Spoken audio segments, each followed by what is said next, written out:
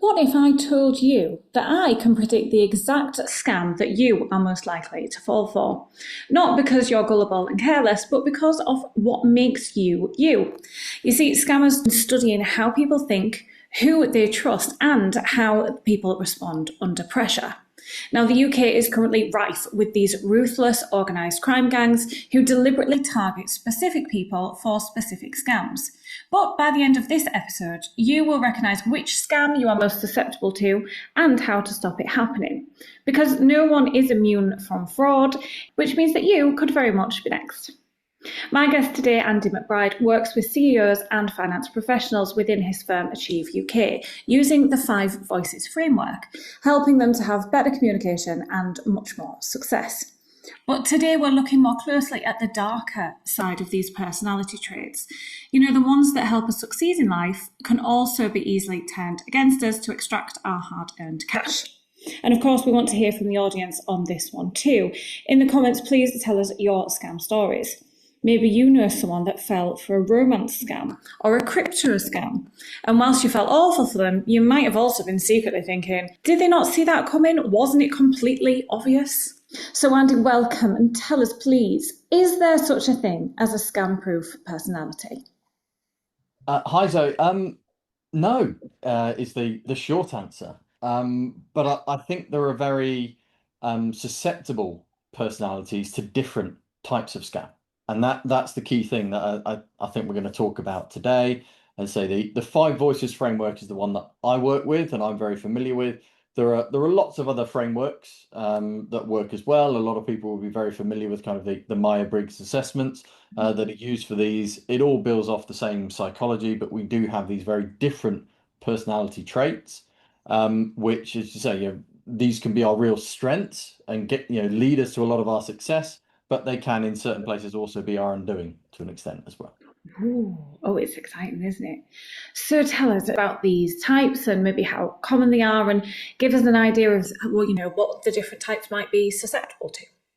Yeah, so within the 5 voices, the voices themselves are the nurturer, the guardian, the connector, the creative, and the pioneer.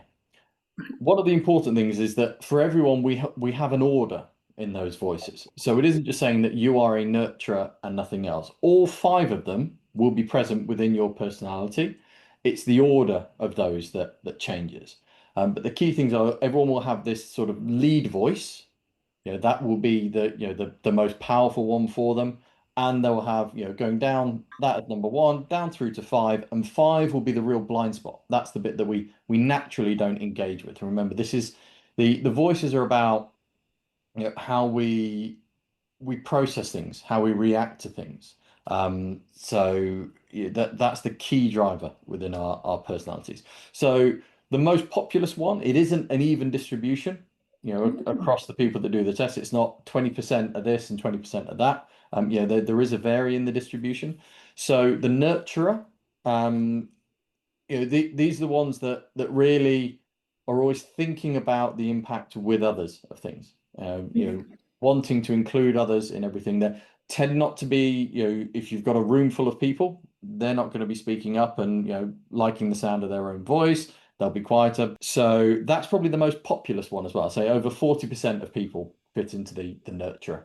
Oh, Yeah, that's a lot, isn't it? it is a lot. Next on the most populous is the guardian. These are the ones that love a rule, love a system, love a process. That's their happy place. Not being particularly comfortable with change a lot of the time because they get very used to a system. And the guardians, again, a little over 30% of people, probably about a third, fit in guardians. So 3/4 are either, their loudest voice would either be the nurturer or the guardian. The connector is your social butterfly, very focused on their network and their connections and interactions with people. The 4th one down is the creative, which again, they think of things in very different ways to other people. So they will approach a problem, not just blue sky thinking, but completely there is no sky thinking. Very, very different way of approaching things.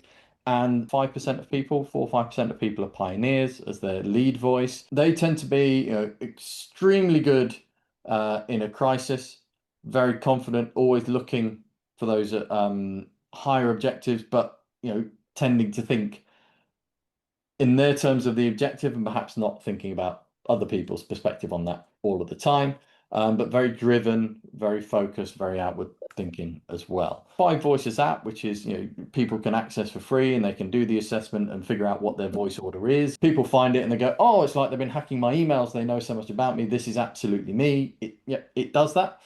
But the really interesting thing about it is also understanding where the blind spots are. So I know within my voice order where I'm, a pioneer is my lead voice, but a nurturer is my bottom voice. That's the one that, so it doesn't, the empathy side doesn't come naturally to me. It has to be a learned skill. And then I have this kind of blind spot with Guardian, which is, it feels like it's the stuff that I should be able to do really well. And I'm quite complacent with that. And actually, I'm not that good at it. So it's real learning experience going through all of that. What's fascinating about it, though, in the context we're talking about today, is these things that make you great with it are also the things that make you quite susceptible to it as well. The hi mum texts that we see and these sorts of scams that happen, that will be really, a nurturer will typically fall into that very easily because they go straight for the emotional response. It pulls them in straight away.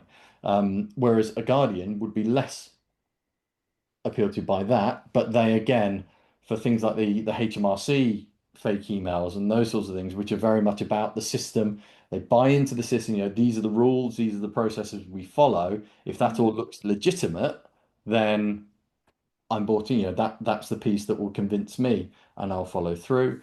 The connector, you will probably find that the deep fake celebrity endorsement for something will appeal. I want to be part of the tribe.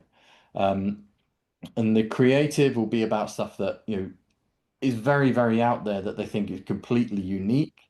And the pioneer, again, thinking about how I've approached things in the past, can be very susceptible where it's this exclusivity.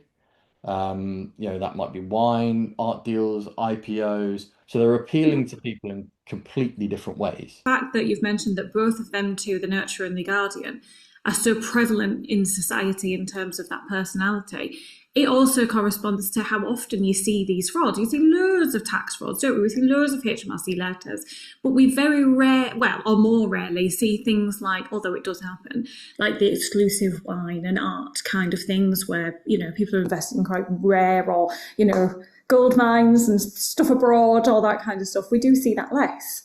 Yeah, absolutely. And if you're, running one of these scam centers where they're sending out these messages on text all the time, where you've got, over 40% of the population being, sitting in that nurturer category, it's a 4 in 10 hit rate. Those odds are very favorable. But to get the 4% that are pioneers with a very complicated IPO or art scam is going to be a much harder, find. You're not going to succeed as much. Yeah, that is interesting. I think it'd be lovely. Please let us know in the comments what you come out as, because I'd love to know whether the theory of this fits with who's listening, with the audience. Want to know whether you're guardians or connectors, and also if you recognise these traits in yourself, in a day-to-day life, because it is super, super interesting. I'm going to put you to the test, Andy. I'm going to give you some examples now, and true money crimes and human mind styles. I've got some real-life financial crime, and I'm hoping to kind of put you on the spot a bit with some real life cases so you can tell us about the likely personalities involved and give us some more idea really about why that might have happened, why those people were particularly susceptible, and what the audience needs to be really careful of. Are you up for the challenge? Yeah, definitely. Okay, let's do this. So the first story I've got goes back to January 2024 and was a huge, huge case at the time, and still now actually is one of the bigger scale of fraud that we've seen. So this involves the Hong Kong branch of the British engineering giant. So this is Arup. Now, this was a firm that was renowned for engineering the Sydney Opera House, so a massive, big-scale global company. And the firm was unfortunately victim to a really groundbreaking technology enhanced social engineered attack. A finance employee received a spear phishing email. So a lot of us are quite familiar with the term phishing emails. A spear phishing email is where they've specifically targeted a particular individual, and this was the case. And this email was reportedly, supposedly, from the UK's based chief financial officer, so someone who this employee was really familiar with, had met in person. And the email detailed this secret transaction, something that had to be kept between them, involving a confidential acquisition. Now, of course, the employee was naturally very skeptical with it being an out of the blue email with these kind of secrecy clauses in there. So they thought it might well be a scam. Very savvy, very careful. However, any doubts that they had were completely erased when that employee was invited to this multi-person video conference. And on the screen, they saw and heard not only the chief financial officer who sent the email, but several other senior colleagues that they recognised. And, they were having this big chat about it. Everything seemed perfectly normal.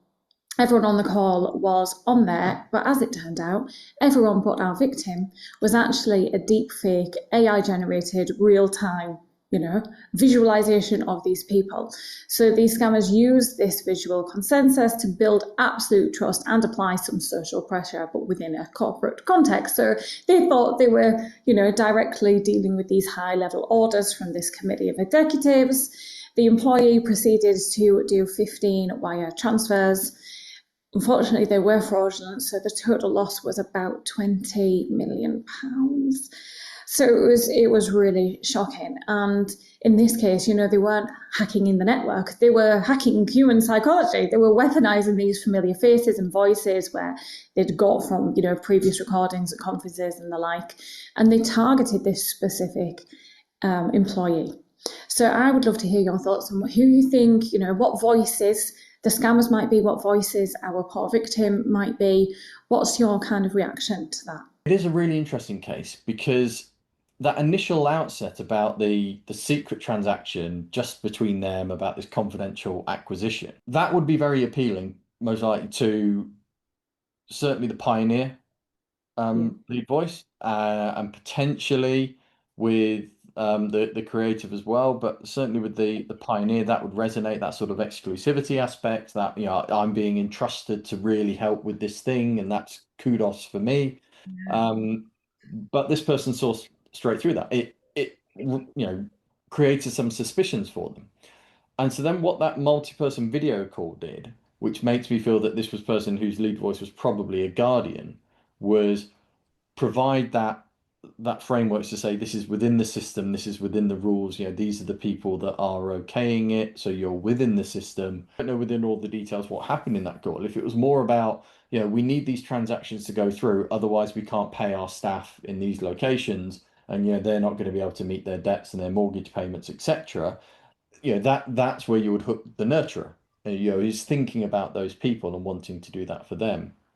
But this feels like it was, potentially someone who, quite rightly, they weren't too convinced before, which makes you suggest that it was that guardian who's like, I need this to be within the system.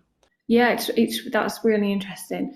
I've been sitting and reflecting on what I think I am. It is interesting. I'm going to go and take the test, but I think so. The closest I ever came to like being really seriously scammed was through. I don't know if I'm allowed to say this, although I hope I don't get sued. But it was through a large booking engine where you might secure your accommodation, shall we say. And what actually happened, I was kind of in a rush. I was getting ready for work. We had an upcoming holiday. I'd booked this hotel through this site. And I got a direct message through the app.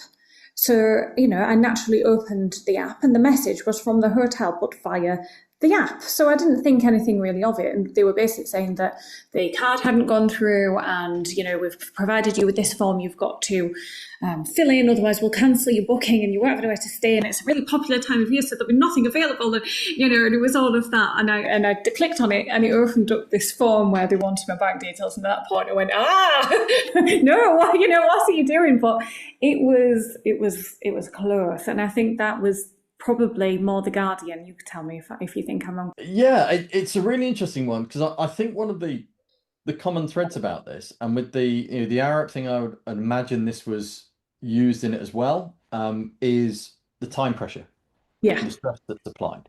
Because one of the things that happens with five voices, as I've said, I'm very self-aware of the voices that aren't my strongest. And so that's a conscious commitment I have to make to think of people from that perspective and, try and be more balanced and to use all five of my voices as best I can. Now, what happens is under times of stress, we congregate more to that lead voice. So it's very wrong to say that any personality is just that type of personality. Everyone will have all five voices, and they'll be in that order. But as you stress things, it will lead more to that front voice does the driving. Now, it absolutely could be Guardian, but it also with the holiday scams, another one there is emotional as well. It's the nurture. You're thinking about your family with it as well. I need to make sure this holiday goes through because it's not just me. It's there's other people involved. And I'm thinking of those, so that's why I want to get it done. So it could be a few of those. I would say do the test and find out, but absolutely. And it may be that you're one and then the other is the second voice. I mean, with my experience with scams, I've had a couple. I've had a few years ago, I genuinely had my bank card cloned, went through that process with my bank. And that was then all sorted and it was fine. And then about a year or so ago, I had the phone call claiming to be from my bank. All sounded incredibly authentic and going through it all. But with the first experience I had, it just gave me, and I just had a moment in the call where I thought, why do I need to rush with this? The bank had phoned me to tell me that my card had been cloned. And at that point, I went, well, it's been cloned and you've contacted me to tell me there's no risk to me now. I don't have to do anything. I could take my time, continue with what I'm doing that because I'm already busy. You phone me when I'm in the middle of something. And when I've got time, I can walk down to the high street branch and sort it out then. And if you want to freeze my accounts in the meantime, do so. But I can sort that out in my own time. There's no rush for me to do anything on this phone call. You phone me so you know that that you are aware of this. So any other transactions that happen is on your risk, not mine, because you told me that you're aware of it. And Yeah. that's the position I put to them. And then I was put on hold for a moment. Someone else came on the phone, and I then received a torrent of abuse. I mean, I can't repeat what they actually said, but that was because they hadn't conned me, so now they just wanted to upset me, which apparently is a very common thing. So absolutely abhorrent stuff was yelled down the phone at me. And I just hung up, and it was, well, I've won, so I'm quite satisfied with that. And more recently, I had one that, and it was again, I won't name them, but it was a business social network, let's say, Oh, that we yes. all post on frequently. And I put a post up there and I thought about it a lot, put a lot of time into it and put it all up there. It was a video share and I put it up there. And then I had a comment come up very quickly saying that this has breached the house rules and my account was going to be suspended and I need to click on this link and do these things. And it came from what looked like an official, in-house thing. So I clicked on the link and submitted some information and then nothing really happened with it. And then I just had this little thing, oh, hang on a minute, what was that? So I clicked on the where it had come from, and that was just clearly a fake page. So I just changed my passwords on it, and because that was all it asked me for, my passwords for that. So I realized very quickly, and there was no. But the reason I fell for it was again knowing my Pioneer piece that I'd done a lot of stuff creating this piece that I'd put on. So to then be told I breached the house rules was quite triggering because I knew I hadn't. And I was up for the challenge. I'm going to show you that I've not. I've seen other people post stuff like this, and there's even worse stuff that gets posted. So how is this breaking house rules? I'm prepared to have an argument over this.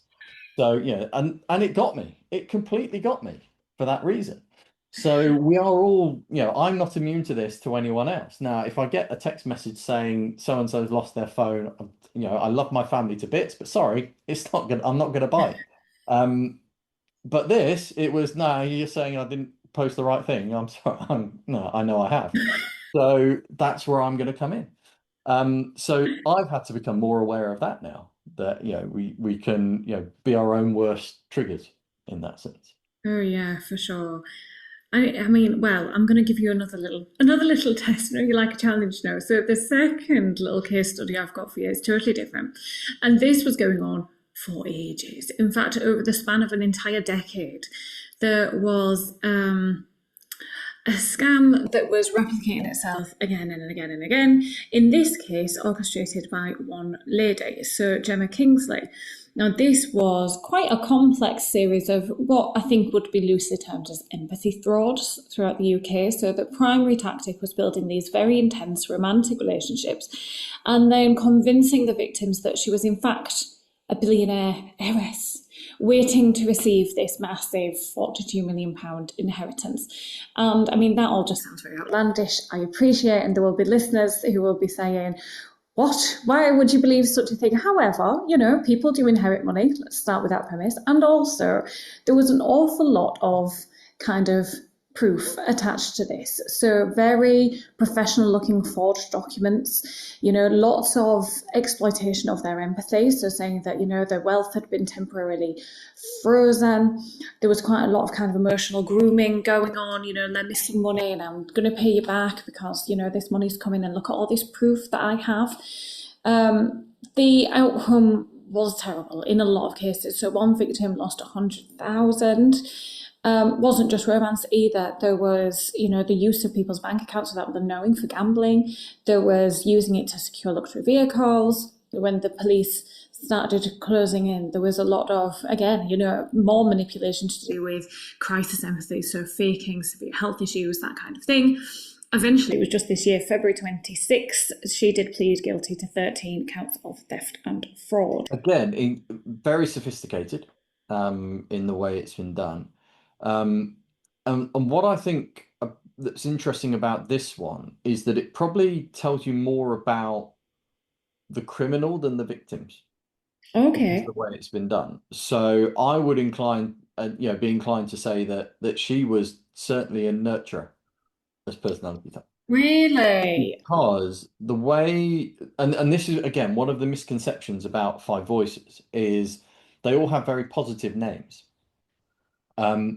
But it in no way suggests that one is a better person than another. And it doesn't say that that you're any more criminally inclined if you're one particular personality type than another. Doesn't at all.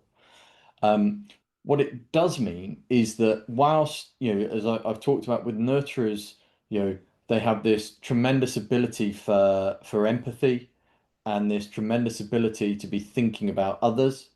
That also means, you can find that a nurturer can be manipulative. I think that's probably where she would sit. Because of the sophistication of the victims, they could all fit in different areas. You say, provided the very professional looking forged legal documents would imply that, some of those that she was conning were probably guardians because they needed to see that legitimacy to really fall for it. But again, some of them will have been nurturers because of that, you manipulating that relationship and then falling for the emotional side of it. And certainly, faking severe health issues towards the end is trying to appeal to those from the emotional side of things. You would naturally assume that a nurturer would be like just kind and lovely to everybody, but also now you've mentioned it, now you've told me a bit more. I can totally see how someone with high emotional intelligence, with that real understanding of empathy, could actually use that against people. It makes a lot of sense, doesn't it? And that's the thing, it's the people connections. So for nurturers and connectors, they're very motivated by these personal connections. Um, and that can be both a positive and a negative thing for a lot of people when they fall victim to this. It appears at outset that they can feel suspicious or twig quite early on, and yet they continue to go into it. And why does that happen? One of the great problems with gambling addiction is when people bury themselves though they continue to dig deeper to get themselves out of it. So this the sunk cost fallacy that allows us to keep on going through and saying, oh, I've come this far, I'm just going to keep on going with it and not walking away from mistakes at an earlier opportunity. I've heard about that. They've really committed to this relationship that they think is going to play out and be wonderful. They've given it their all. They've put a lot of emotional energy into it and a lot of money. And it becomes very, very cognitively difficult, doesn't it, to stop doing that? Because when you stop doing that, you have to almost admit that you were wrong or it didn't work. There's probably a lot of unreported scams out there because people don't want to admit that they've been scammed. There will be a number where you do have these more sophisticated, perhaps the fine art or the IPO scams and the share scams. They don't want to admit that they've been manipulated. They feel, no, I'm too smart to fall for that. And so it goes unreported, then it's not being discovered in the same sense as some of the more high profile ones that you do hear about. On an earlier Money Crimes episode with the DCI, he was telling us that they believe that the statistics are like 1 in 7. Only 1 in 7 of these get actually reported, which means there's another 6 that aren't, for everyone that is. And so there's a huge lack of reporting, and certainly your personality type would definitely play a part in that, wouldn't it? But we're really trying to change that perception on this channel so that people do realise that the only way we can stop and fix this is by being really aware, by people talking about it, which is why we always encourage people to comment and tell us and share their stories so that it doesn't happen to other people. They'll know what to look for, they'll know what they're most susceptible to. Is there a quick way, or is there someone, I don't know, someone famous that you can allocate these different voices to so that we can have a mental picture? Absolutely. Showing my age here and my childhood, I think the A team is a really good example. If you want a really high performing team, you want to make sure you've got these different voices that are being heard. So you've got your pioneer in Hannibal Smith. He makes these plans. They're audacious and he loves it when they come together. And he's a risk taker in that regard. Face is your absolute connector. No doubt about that. He's the one that builds these networks. You're creative without any shadow of a doubt. If you want something that thinks outside the box, it's Howling Mad Murdoch. Absolutely. Now, the bit that's going to surprise people is the Guardian is Amy. She's the journalist. She's all about the facts, all about the clear figures. And then the surprise of the bunch is BA. He is your nurturer. Okay. He's the protector. He's worried about the other members of his team because he doesn't have to worry about him. He's Mr. T. He's absolutely solid. He does worry about them. And when you actually watch the episodes, you will see he is concerned about the well-being of others more than anyone else in there. So if you want to think about the 5 voices both as a team and those characters, I think the A team, a very dated reference. So apologies to a load of listeners. I have no idea what I'm talking about. You have to go onto Prime and watch them. But it's, I think, a very good way of seeing these different personality types that work together brilliantly as a team. But you can see these individual characteristics within that are these lead. Oh, that's fab. I didn't think I'd be saying this sentence, but tell us in the comments who in the A team you are. And let us know if you have ever come this close to falling for a scam. And if so, do you see now why your voice liked it, why you fell for that? Thank you so much for joining us. If you found this interesting, please make sure you subscribe to Money Crimes and Human Minds, because the more we understand how scammers think, the harder it becomes for them to succeed. Thanks so much for joining us. That was so interesting.